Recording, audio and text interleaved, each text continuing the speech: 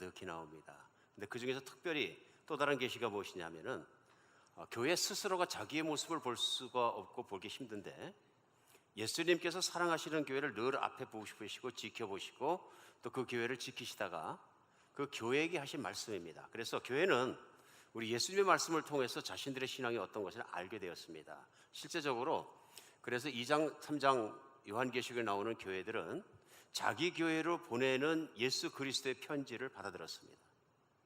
참 기가 막힌 일이죠. 예수님께서 이렇게 예수님이 보시는 대로 가르쳐주는 계시가 있는 것이 참 복중의 복인 것 같습니다. 왜냐하면 바른 길로 갈 수 있는 길이 생깁니다. 우리도 자녀를 키우지 않습니까? 자녀를 키우고 이제 부모의 마음은 뭐 정상적인 부모라면 한결같습니다. 내 자녀가 탈선하지 않기를 바랍니다. 내 자녀는 탈선했으면 좋겠습니다. 이런 부모가 세상에 어디 있겠습니까? 근데 자녀가 탈선하는 걸 보면 어떡합니까?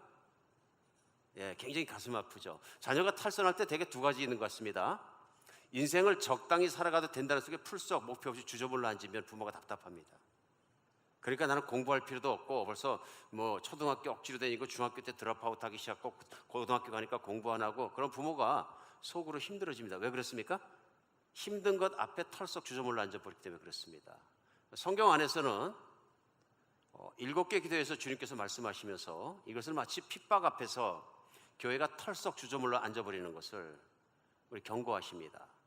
신앙이 탈선하지 마라, 핍박으로 말미암아서 배교하지 마라 경고하시는 거죠. 두 번째는 뭐냐 하면요, 우리들이 자녀를 키우면서 아이들이 탈선할 때 나쁜 길로 갈 수 있습니다. 이 길은 정말 가서는 안 되는 길인데 정도를 걷지 않고 나쁜 길로 갈 때 부모가 볼 때는요, 자녀가 탈선하면은요 반드시 어떻게 합니까? 나무라고 격려하고 그래서 자는 길로 들어오게 합니다. 우리 주님께서 교회를 보실 때 탈선해서 핍박은 없는데 유혹이 들어와서 유혹을 따라서 잘못 가는 교인들을 향해서 경고하십니다. 책망하시고요, 돌아오게 하십니다. 우리 요한계시록 안에 7개 교회에 우리 주님의 그런 마음과 그런 양육의 마음이 그대로 드러나고 있습니다.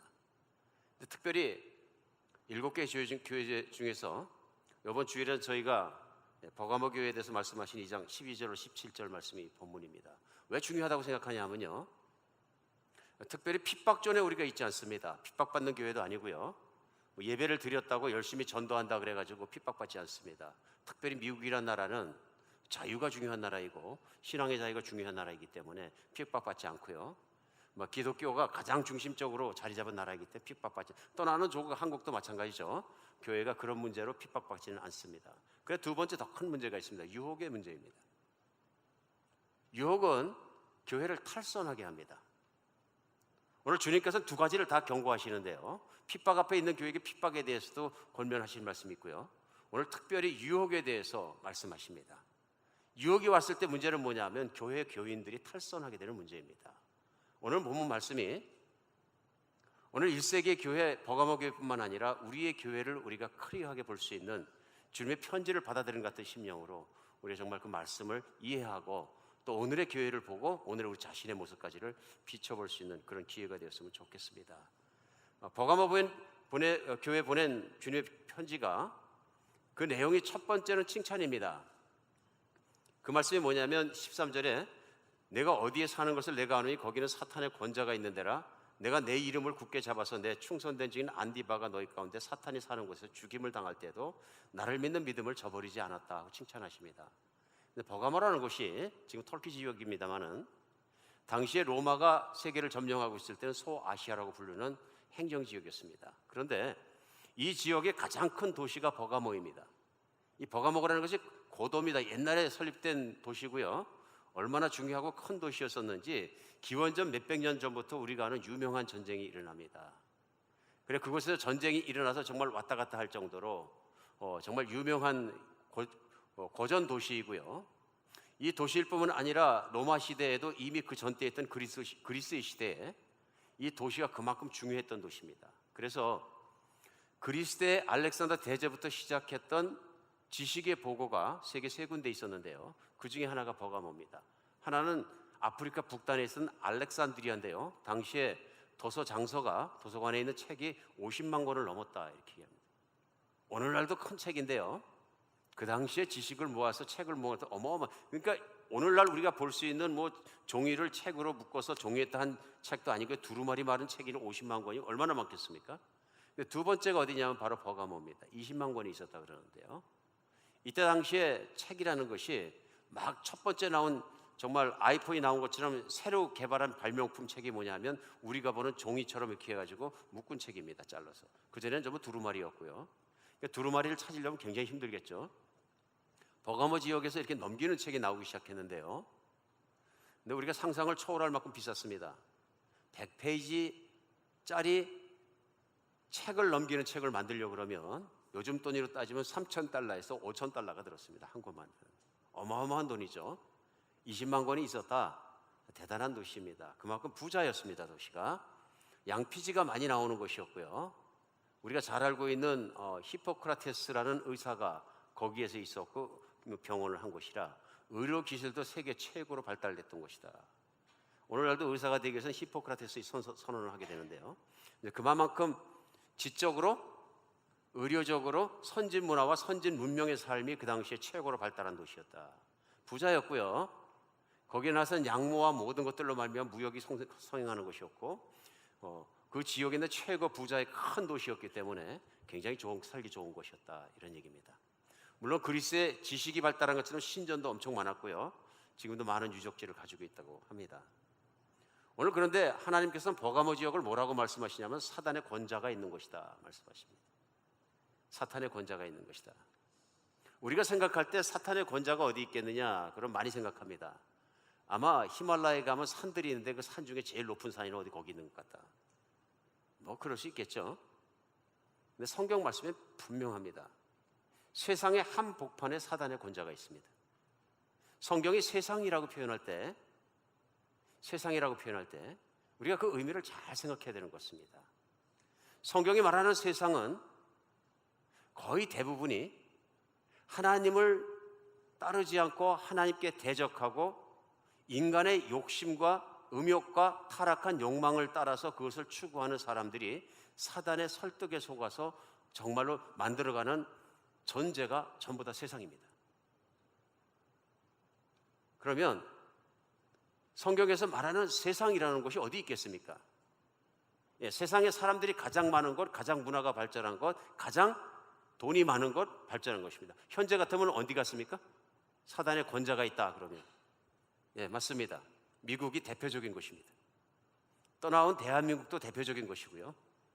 사단의 권자가 있고 실제로 사람들의 마음을 혹하게 만든다.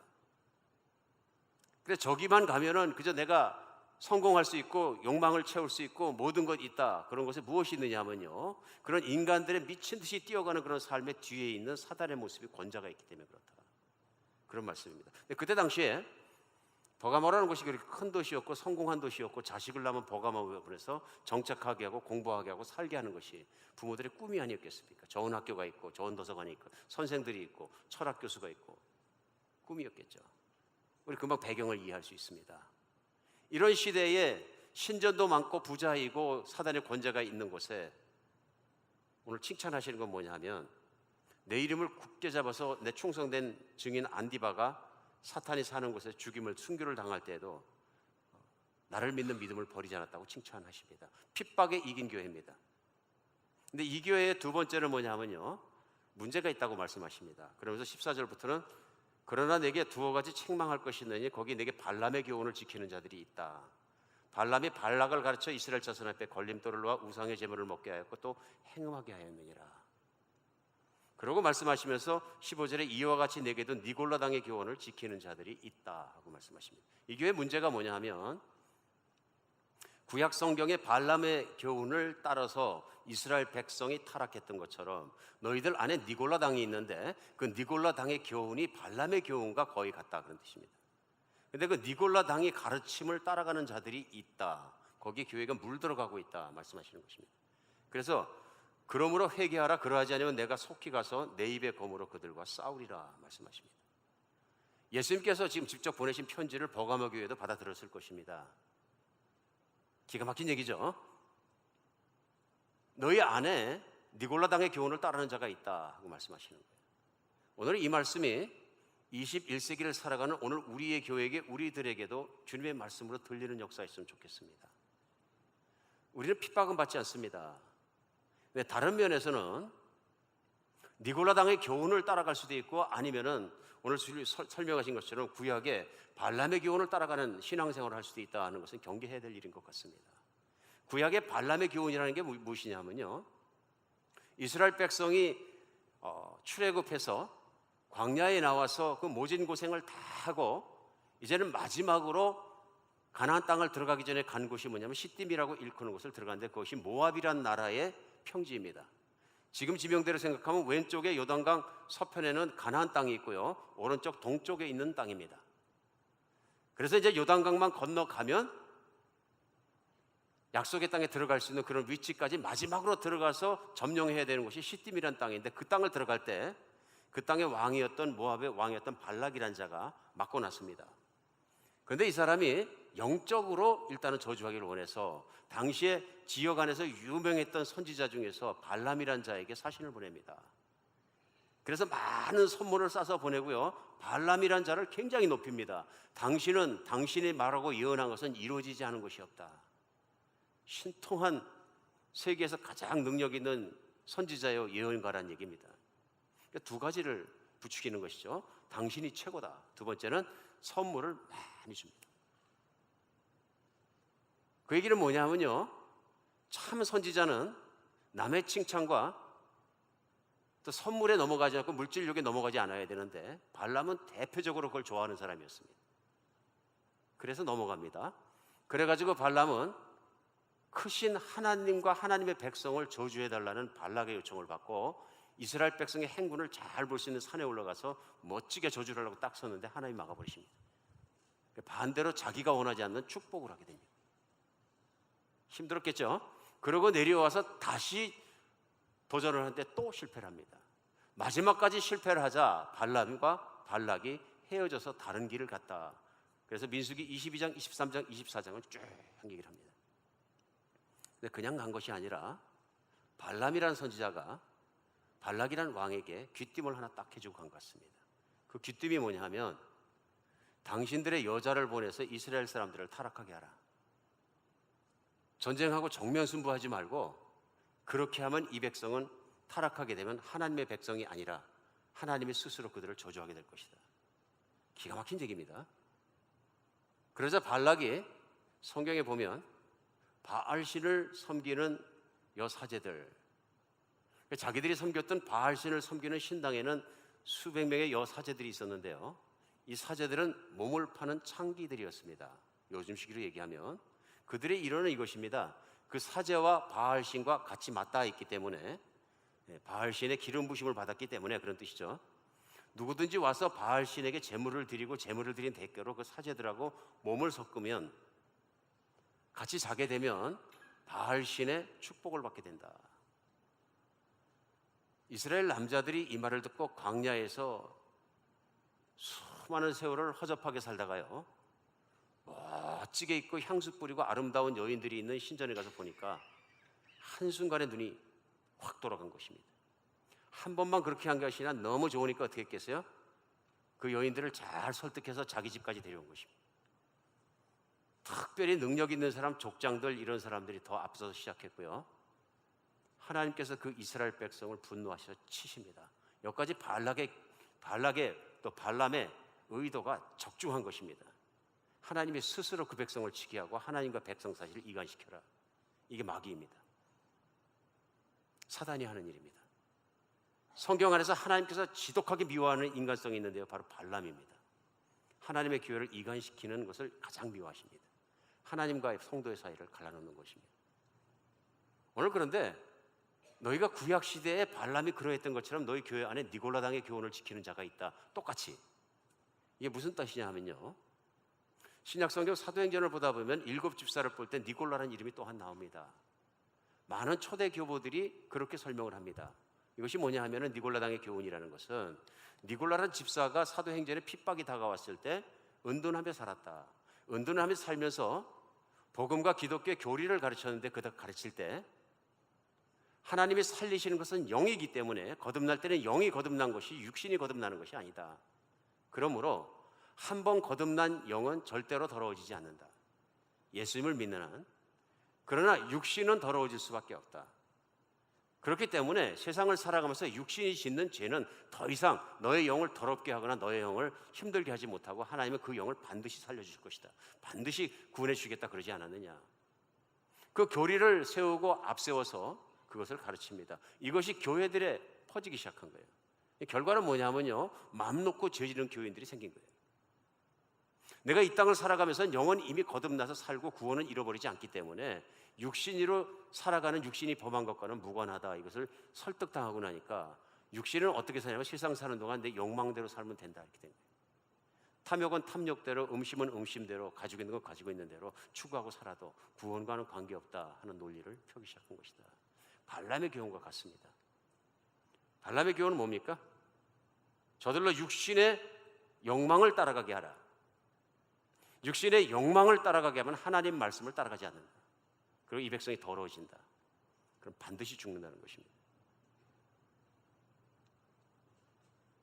오늘 이 말씀을 특별히 2000년 전에 버가모 교회 말씀하시면서 오늘날 우리에게도 참 그런 일이 있는가 돌아보지 않을 수 없습니다. 왜 그러냐면요, 오늘 발람이나 니골라당이나 주장하고 가르치는 것이 똑같습니다. 맥락이 뭐냐 하면요, 인간의 욕심과 탐욕과 음욕과 그 내면에 있는 욕심을 따라간다 할지라도 하나님께 구원을 받을지도 못하는 잘못된 오도된 믿음을 가르치고 있는 것입니다. 오늘날도 그런 일이 있는가 돌아봐야 합니다. 그리고 오늘 본문이 우리에게 중요한 이유는 왜 그러냐면요, 그런 일이 많이 있다 하는 것입니다. 첫 번째 우리가 알아야 되는 것은 뭐냐면요, 가짜 복음에 속지 않아야 합니다. 복음이 무엇입니까?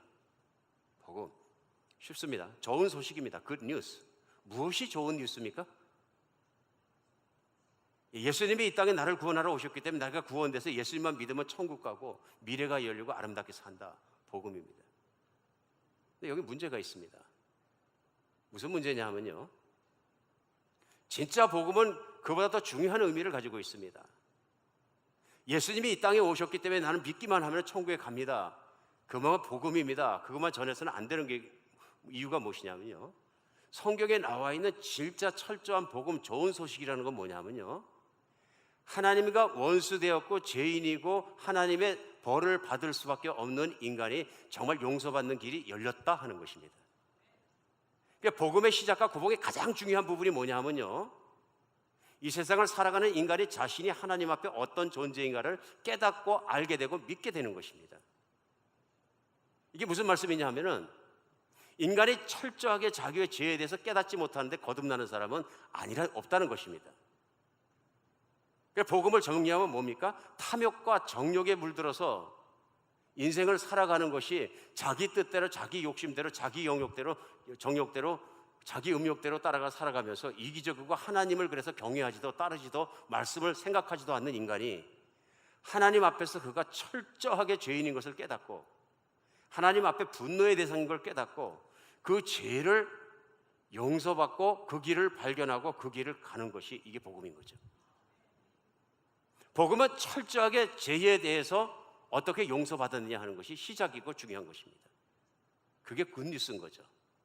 굿뉴스. 그리고 예수님께서 이 땅에 오셔서 가는 곳마다 하신 말씀의 첫 번째 말씀은 항상 뭐냐면 회개하라입니다. 회개하라는 말씀은 뭐냐면 내가 죄인이다 하는 얘기입니다. 네가 하나님을 알면서도 하나님을 따라가지도 않고 하나님의 말씀 앞에 말씀대로 살지 않고 너 자신의 욕망과 뜻과 내 자존감을 높이는 것과 자만심을 높이는 것과 교만을 채우고 내 욕구를 채우는 것을 인생의 목적으로 삼고 살아간 내 삶 전체가 하나님에게 분노의 대상이고 지옥불에 던져질 대상이고 하나님의 미움 덩어리이고 너는 하나님이 죽여도 마땅한 존재이다, 이런 것입니다.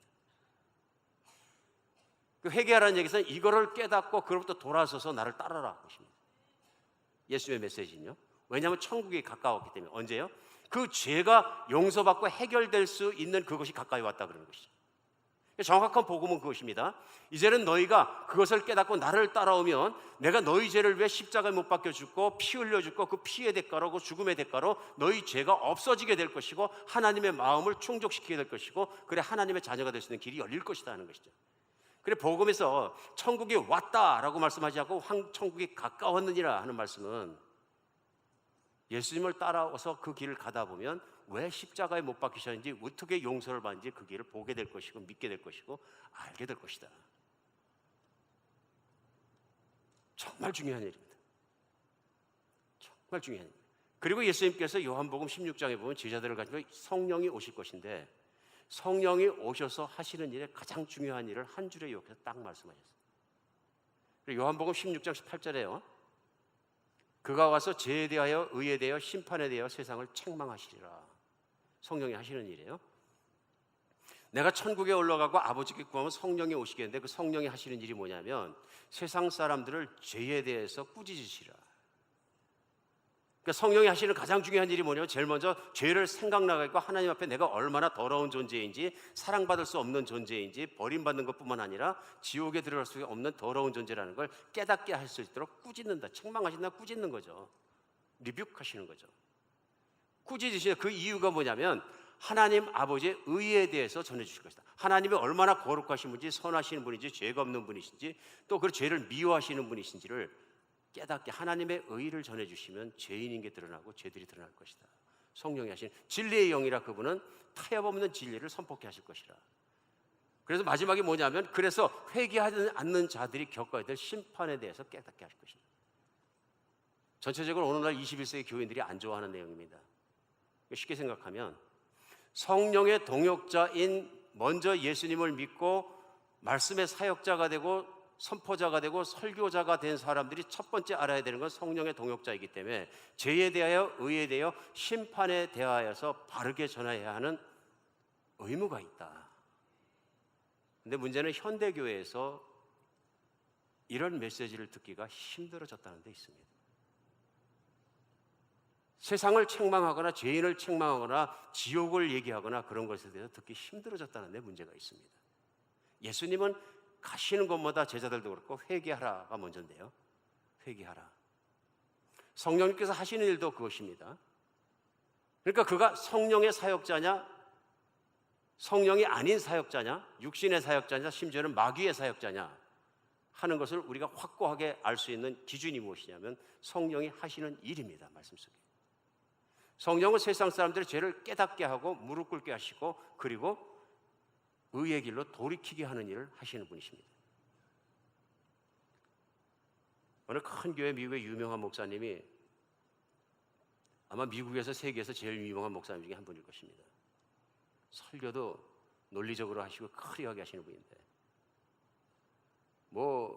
큰 도시에 큰 교회를 하시니까 체육관 같은 곳에 전국과 전 세계에서 온 목사님들을 1년에 한 번 다 모아놓고 엄청나게 많은 목사님들이 오셨는데요. 교회가 성장 부흥하게 하는 법에 대한 세미나를 하셨어요. 일주일간 했는데요. 누군가 그걸 이제 목회를 처음 시작할 때 제가 갔다가 CD가 장수가 많더라고요. 일주일간 했으니까요. 그걸 주셔서 제가 들은 적이 있습니다. 근데 그 첫날 하시는 그 강의 중에 첫 번째 나오는 것이 그거였어요. 나는 지옥 얘기나 죄의 문제를 겁을 줘서 천국을 들여보내려고 설교 말씀을 전하는 선배나 전임 목사님들에 대해서 틀렸다고 생각합니다. 그러니까 교회가 성장하지 않습니다. 지옥 얘기하고 죄 얘기하고 회개 얘기할 때 그걸 좋아할 사람은 아무도 없습니다. 마음이 답답합니다. 그러면서 하는 얘기가 뭐냐면, 하나님은 그렇기 때문에 우리에게 비전과 희망을 먼저 주시고 사랑을 알게 하신 것이 뭐냐면 복음의 밝은 면입니다. 너무 많은 선배 목회자들이 복음의 어두움은 죄, 죽음, 십자가, 피 이런 부분을 강조하고, 복음의 밝은 부분, 부활과 약속과 정말 새하늘과 새 땅과 그런 부분만 얘기하지 않으니까, 문제는 뭐냐면 사람들이 교회를 칙칙하니까 안 간다. 브라이터 사이드, 복음의 밝은 면을 강조해도 그게 복음이고 사람들이 믿는다. 당신은 죄인이지만 오늘 믿으면 예수님을 믿어서 정말 하나님의 자녀가 되고 영원한 천국이 열립니다. 그래서 밝은 사이드를 계속 강조하라.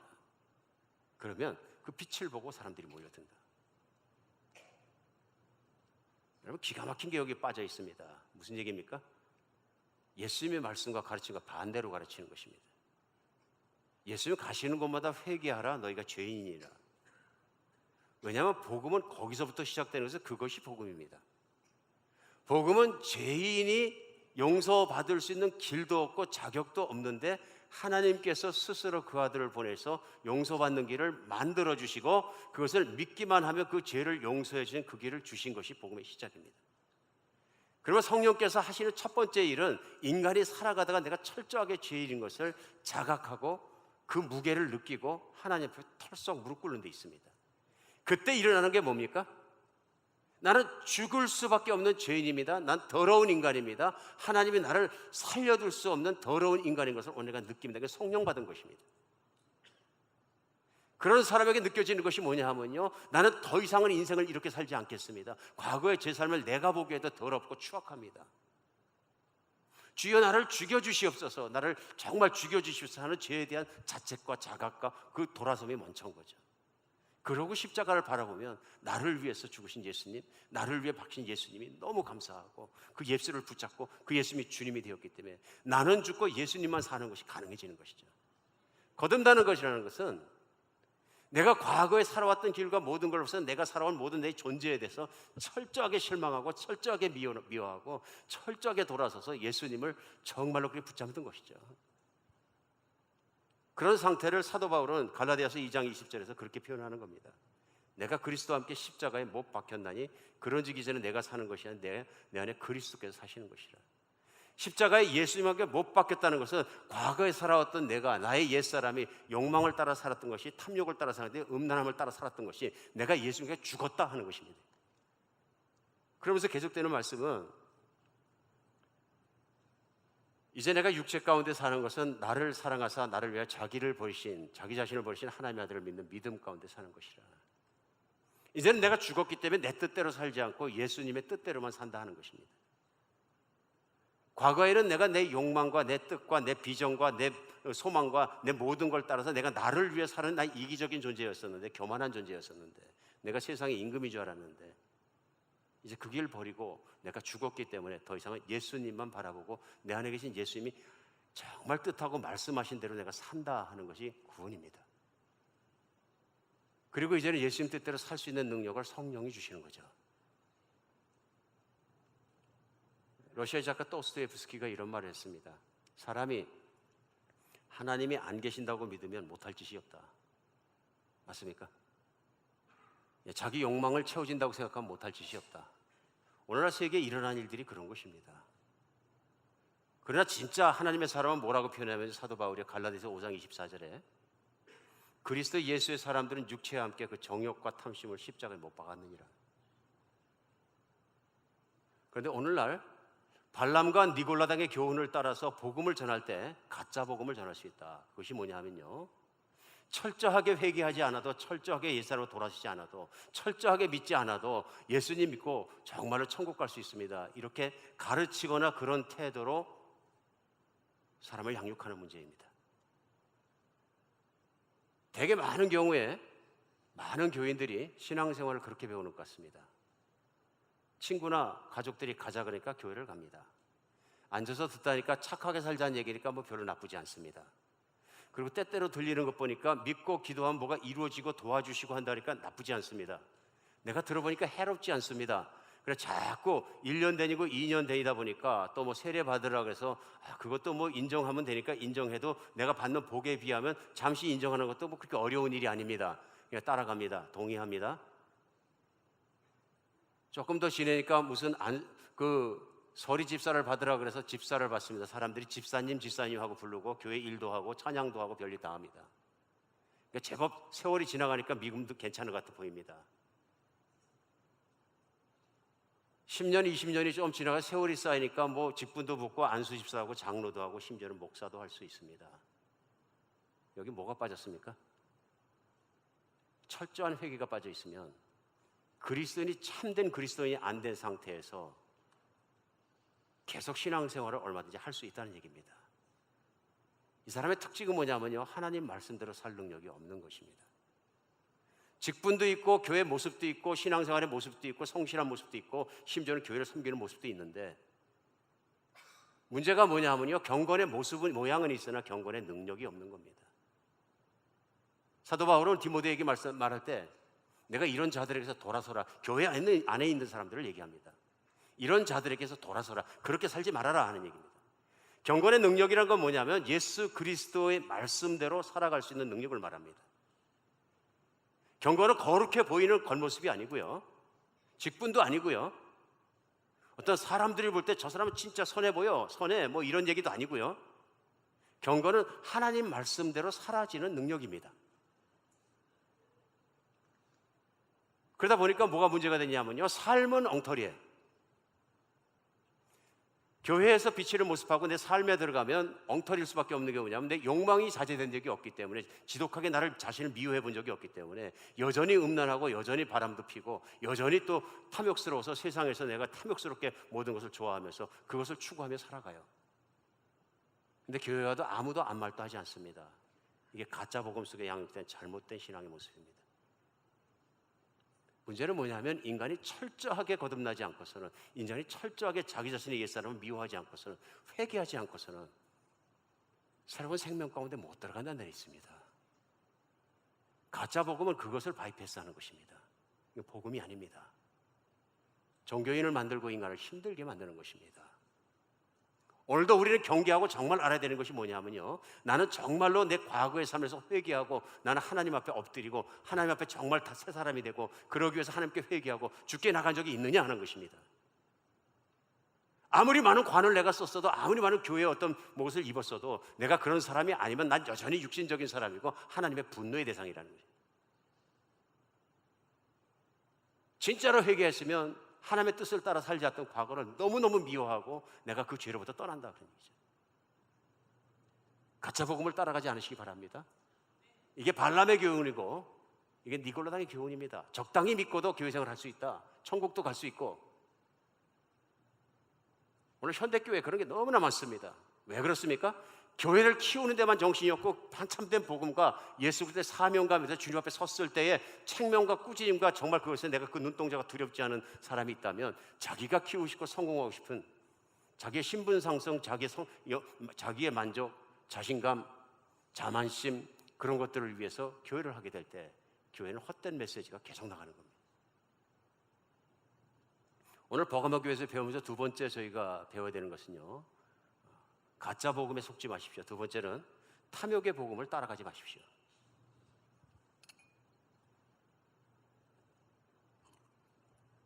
좋은 소식, 복음이라 그러는데 좋은 소식이 아닌 것이 있다 그런 얘기입니다. 거기에 이미 거듭난 사람까지도 속이는 것이 있습니다. 그래서 성경에 나온 대로 마지막 시대는 할 수만 있다면 마귀가, 사단이 하나님을 믿는 사람조차도 쓰러지게 하려고 그럴 것이다. 이것이 뭐냐면 교회에 들어와서 쓰러뜨리는 마귀의 유혹입니다.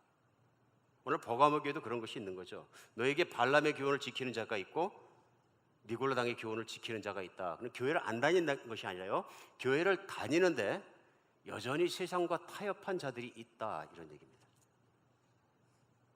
그 얘기는 뭐냐면 인간의 탐욕과 정욕을 따라 살아가는 것을 괜찮은 것처럼 살아가는 자들이 있다 하는 것입니다. 근데 문제는 버가모가 그런 교인들을 용납해 줬다는 것입니다. 인정해 줬고 받아들여 줬고 같이 있다 하는 것입니다. 핍박 속에서도 이겼는데 유혹 속에서 넘어진 겁니다. 이 말씀이 사실은 준비하다 보니까 목회자나 설교자는 굉장히 부담스럽습니다. 세상과 친구하는 그리스도인을, 교인들을 용납하면 안 된다 그런 말씀이거든요. 참 부담스러운 말씀입니다. 주일 교회 나와서 예배 드리는 것만 해도 정말 큰 일인데 11조 드리는 건 더 큰 일이고 선교 헌금까지 냈으면 기가 막힌 일인데, 그런 교인의 마음속에 내가 세상과 동행하고 있다, 한 전발 정도는 내가 세상의 마음이 가 있는 것이 같다 하고 느낀다면 오늘의 말씀은 뾰족한 화살이 찌르는, 정말로 그 활을 쏘는 것 같은 말입니다. 근데 하나님은 찌르십니다. 핍박을 이겼던 버가모 교회를 찌르십니다. 왜 그럽니까? 따라가지 말라 그런 것입니다. 영향력이 무섭게 크다는 것입니다.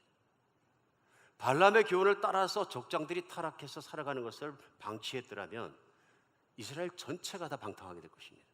다 죽이셔야 될 것입니다. 그래서 하나님은 연병을 펴뜨리셔갖고 그 일부를 죽이셨습니다. 단호하신 거죠. 근데 어느 날 교회가 이것을 용납하고 방치하는 교회가 많다 하는 것을 지적하시는 것입니다. 내가 세상의 친구냐? 그러시는 것이죠. 이게 무서운 일입니다. 왜 그러냐면 오늘날 살아가면서 부자가 되는 것, 존경을 받는 것, 또 만족하고 사는 것, 내 자식이 택택하게 사는 것, 이건 많은 사람들의 꿈입니다. 이걸 위해서 돈 열심히 벌고, 이걸 위해서 좋은 학교 보내고, 이걸 위해서 기도하고, 이걸 위해서 하고 있거든요. 만약에 그리스도인의 삶에 이것이 목적이 돼서는 안 된다 하고 딱 꾸짖으신다 그러면, 오늘 교회 말씀은 그것이 발람의 교훈입니다 하고 말한다면 어떻게 느껴지시냐 하는 것입니다. 정말 그렇습니다. 그러니까 일부 하는 말 중에서 미국은 하나님의 프레싱을 받을 때 부자가 되고 대한민국도 봐라, 하나님을 잘 섬기니까 부자가 됐지 않느냐.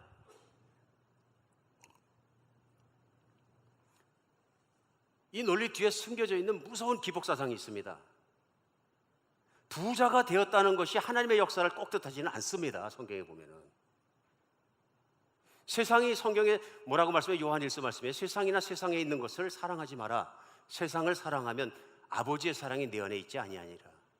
세상에 있는 모든 것은 육신의 정욕과 안목의 정욕과 이생의 자랑을 쫓아 온 것이야. 이것은 아버지께로 말미암아 온 것이 아니라 마귀를 통한 세상에서 들어온 것이라.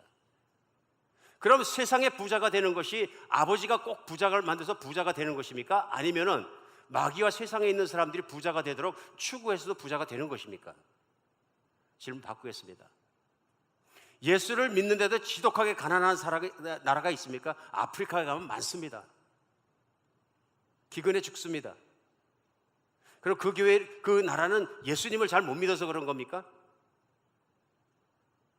우리는 알게 모르게 교회가 가만히 앉아있는 동안에 사람들이 마귀가 살그머니 밀어진 기복사상이 살그머니 들어와서 앉아있습니다. 그 기복사상의 가장 큰 사단의 좌가 있는 것이 미국과 떠나온 조국 대한민국이 정말 그런 것 아닌가 싶습니다. 얼마 전에 ISIS를 아실 겁니다. 그 잘못된 이단 단체들이 많은 사람을 죽이고 위협할 때에 그들이 점령하고 있는 곳에서 선교하던 선교사님이 다 빠져나오지 못했는데 일부 한국 선교사들이 계셨습니다. 한국에서 막 교회가 난리가 났습니다. 거기서 중보기도 하느라고. 그래서 아주 정말 하나님의 은혜로 빠져나왔어요. 그래서 다른 나라로 피신했는데요. 그 중에 한 선교사님이 한국을 들어가셨어요. 다른 선교사님들이 정말 천신각곡 때 빠져나와가지고 그 한 선교사님 한국 인들에게 그 이메일 보내셨어요. 선교사님 빨리 나오세요. 빨리 나와서 한국이 세계에서 제일 무서운 곳입니다. 한국 교회에 가서 있으면 죄 짓기가 너무 쉽습니다. 좀 조국 교회를 욕하기 위해서 이런 말씀 전하는 것이 아닙니다. 그만큼 유혹이 강한 곳이라니.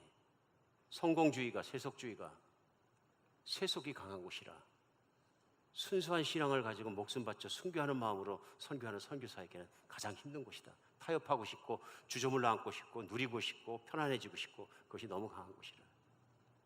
탐심과 음심과 모든 탐욕이 판을 치는 환경 속에서 어떻게 견디겠느냐. 이것이 현대를 살아가는 우리 그리스도인들의 가장 힘든 도전이요 적입니다. 이민교회도 마찬가지라고 생각합니다. 부자만 된다면, 잘 살 수만 있다면, 기도가 응답된다면 성경은 그걸 넘어가고 있습니다.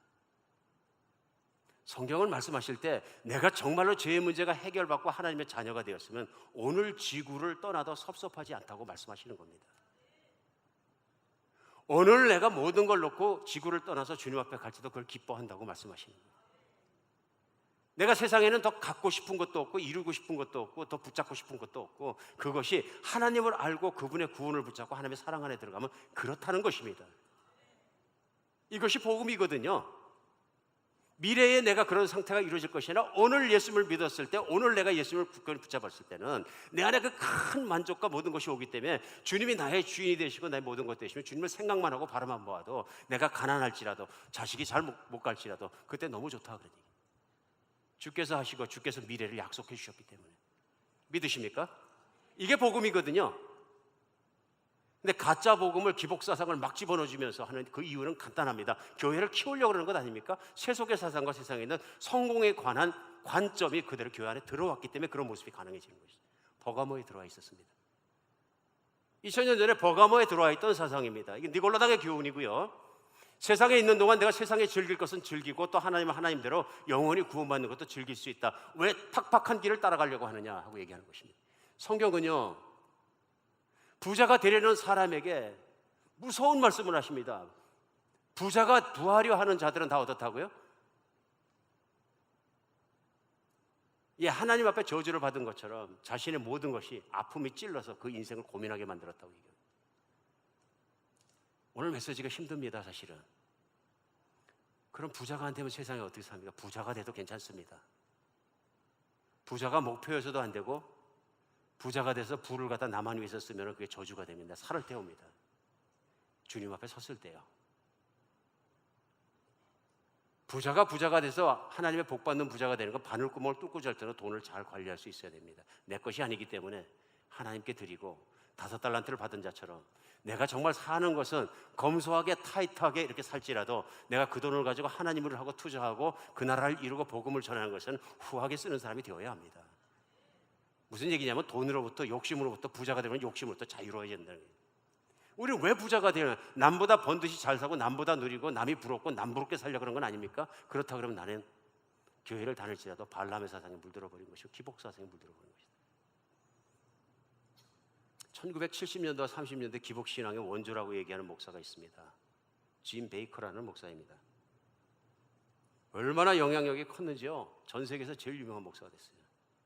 그 대통령도 카터 대통령, 레이건 대통령, 아버지 부시 대통령 이렇게 미국 대통령 다 친구예요. 그럴 만도 한 것이 뭐냐면 그분이 설립한 기독교 텔레비전 네트워크인 PTL, Praise the Lord라는 그 시청자가 평균 시청자가 1,400만이 넘었습니다. 여러분 요즘에서 뭐 카톡하고 뭐하고 SNS 하면서 팔로워가 40만 명, 50만 명 넘었더니 우와 그러죠. 돈 많이 벌었겠다. 여러분 시청자가 1,400만이 넘습니다. 그 다음에 미국에서 전 세계에서 제일 큰 수양관을 만들어서 운영한 분이 이분입니다. 교인의 숫자는 막 기하학적으로 불어나기 시작했고요. 이분의 메시지의 핵심이 뭐냐면 하나님을 믿으면 복 주시는데 재정적으로 복을 주신다 하는 핵심입니다. 기복신앙의 원조입니다. 대표적으로 내가 하나님의 믿음을 믿고 나갔더니 하나님께서 우리 재단에 복 주시고 사역에 복 주셔서 복 주셔가지고 이렇게 부자가 되었다 간증하고요. 근데 그게 불같이 일어나고 사람들이 일어나니까 한국에서 수많은 목회자들이 와가지고 가르침을 받고 따라가서도 한국 가서도 기복신앙을 전했습니다. 미국에도 지금 수도 없이 많습니다. 그분의 가르침을 받고 따라간 사람들이. 오늘 로버트 누구니 수도 없이 많습니다. 제가 알기로. 그 족보를 따지면 이름 말할 수 없고요. 오늘날도 그 기복신앙을 미친 듯이 전합니다. 교회 뭐 첫 번째 메시지가 이겁니다. 지난주에 혹시 기도해서 하나님께서 없던 돈을 주신 분 손 들고 간증하시는 막 이랍니다. 지난주에 기도했더니 4,000불을 주셨어요. 처음 그것부터 시작합니다. 그런데 이분이 50세 때 그가 범한 24가지 제목으로 붙잡히게 되고 법정에 가게 되고 45년형을 받습니다. 그 죄 중에는 이름 말할 수 없는 간통죄는 물론이고요. 공금을 유용한 죄들, 재단을 아무렇게나 이용한 것들, 세상에서도 세상 재단의 소유자들이 하지 않는 일들을 많이 해서 완전히 갇히게 돼서 45년형을 받습니다.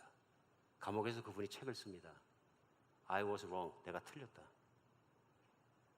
근데 오늘날도 그 사람에게 배운 설교자들이 목회자들이 He was right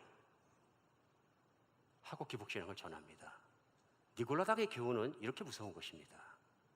그것이 뭡니까? 인간의 욕구를 채워주는 현대의 그것과 아주 맞습니다. 신분 상승, 자존감 높이는 것, 자신감 높이는 것, 교만을 높여주는 것 아주 잘 맞습니다. 그가 감옥 가고 나서 그 아내는 그 사실을 다 알게 되고 결국은 교회 안에 다른 형제하고 결혼해서 그를 떠나고요. 교인들도 다 떠나고요. 결국 소송이 걸리고 재단의 소송이 걸려서 그 20억 불의 부채를 지게 됩니다. 기복신앙의 원조입니다. 탐심과 음란함이 교회에서 용납되어서는 안 됩니다. 탐심과 음란함이 교회에 있어서는 안 됩니다. 솔직히 저는 교회 안에서도 음란한 것을 가끔 만납니다. 분명히 심증이 가는데 본인은 아니라고 거짓말할 때도 있고, 그런다고 쫓아다니면서 그걸 확인할 수는 없는 것이고, 때때로 저 교회 안에서 탐심이 가득한, 세상의 탐욕으로 가득한 양쪽을 걷는 사람들을 많이 봅니다. 이제 교회가 주님 앞에 솔직해져야 될 때라고 저는 믿습니다. 심지어는 제 마음속에서 예수와 함께 십자가에 죽었다는 걸 분명히 확인한 인생을 살고 복음을 전해서 살면서도 성공주의로 가고 싶은, 성공에 휩싸이고 싶은 너무너무 강력한 갈등이 내 안에 있는 것을 발견할 때가 많습니다. 이기는 길은 하나밖에 없습니다. 내가 예수님을 얼마나 바라보는가, 나는 진짜 믿는 자인가입니다. 우리 예수님께서 정말로 세상을 이기라고 제자들에게 말씀하셨어요. 너희가 세상에서 환난을 당하나 담대하라, 내가 세상을 이기었노라. 그리고 요한일서 5장 4절 5절에 또한 이렇게 말씀하십니다. 무릇 하나님께로 난 자마다 세상을 이기느라. 세상을 승리하는, 세상을 이기는 승리는 이것이니 우리의 믿음이니라. 예수께서 하나님의 아들이심을 믿는 자가 아니면 세상을 이기는 자가 누구냐? 예수를 믿고 예수님의 사랑으로, 예수님의 주님 되심으로 만족하지 않으면 세상 못 이깁니다. 유혹을 절대로 못 이깁니다. 우리 정말 내가 무릎을 사단과 유혹 앞에 꿇지 않고 우리 주님께 감사하며 주님 앞에 꿇는 여러분과 제가 되었으면 좋겠습니다. 매일 주님을 내가 묵상하지 않으면 욕심에 붙잡힙니다. 육신적인 욕망에 붙잡힙니다. 우리 정말로 우리가 참된 복음 앞에, 복음의 주님이신 예수 그리스도 앞에 무릎 꿇고 살아가는 여러분과 제가 되었으면 좋겠습니다. 어느 기복신앙자들은 공통적으로 얘기합니다. 인생을 힘들게 살아라. 무슨 인생을 살면서 주님의 뜻을 구하고, 뜻이라면 가난하게도 살고 그 길을 가라, 이렇게 힘든 메시지를 믿지 마십시오. 예수님은 우리의 복을 원하시고 복 주는 분이시라 기도하면 응답하십니다. 차를 한 대 구하더라도 그냥 구하지 말고 최고의 차를 구하고 비전을 갖고 구하고 색깔까지 구하십시오. 우리 중에 많은 사람들이 그걸 증거합니다. 속지 마시기 바랍니다. 하나님은 그 아들을, 귀한 아들을 우리 욕심을 채워주기 위해 십자가에 못 박지 않으셨습니다. 그보다 더 중요한 우리의 죄를 용서해 주시고 우리를 영원히 살게 하기 위해서 십자가에 못 박으셨습니다. 기도하겠습니다.